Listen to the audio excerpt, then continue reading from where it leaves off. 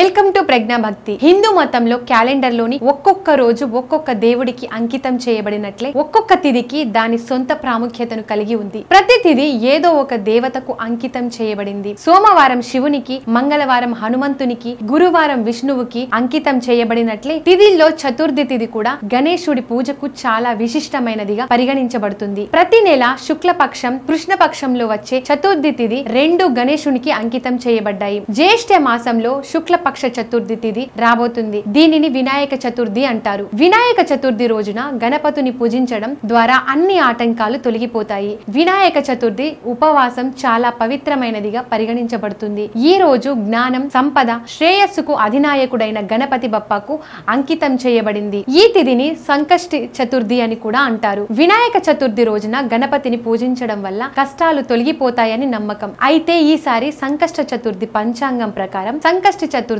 వ్రతం జూన్ 10, 2024 మాత్రమే చేయాల్సి ఉంది. సంకష్టి చతుర్థి రోజున ఉదయాన్నే నిద్రలేచి స్నానం చేసి శుభ్రమైన దుస్తులు ధరించాలి. పూజా పటాన్ని శుభ్రం చేసి ఎర్రటి బట్ట పరిచి దానిపై వినాయక విగ్రహాన్ని ప్రతిష్ఠించండి. గణేశుడికి గంగాజలంతో స్నానం చేయించి పసుపు, కుంకుమ, గంధపు తిలకం దిద్దండి. అనంతరం గణపతునికి పువ్వులు, నువ్వులు, పసుపు లేదా పూలదండను సమర్పించండి. గణేశుడికి మోదకం సమర్పించి దేశీ నెయ్యితో దీపం వెలిగించండి. వేద మంత్రాలతో గణపతిని ధ్యానించి పూజించండి. సంకష్టి చతుర్థి వ్రత కథను పఠించి హారతి ఇవ్వండి. అయితే వినాయకునికి పూజ చేసే సమయంలో పొరపాటున కూడా తులసి దళాన్ని ఉపయోగించరాదు. పూజ అనంతరం, పూజ సమయంలో తెలిసి తెలియక చేసిన తప్పులను క్షమించమని కోరుతూ వినాయకుడి విగ్రహం ముందు గుంజీలు తీయండి. ఉపవాస సమయంలో తామసిక ఆహారాన్ని తినకూడదు. ఎవరి గురించి చెడుగా మాట్లాడకూడదు. మర్నాడు గణేశుడికి సమర్పించిన ప్రసాదాన్ని తీసుకొని తమ ఉపవాసాన్ని విరమించాల్సి ఉంటుంది.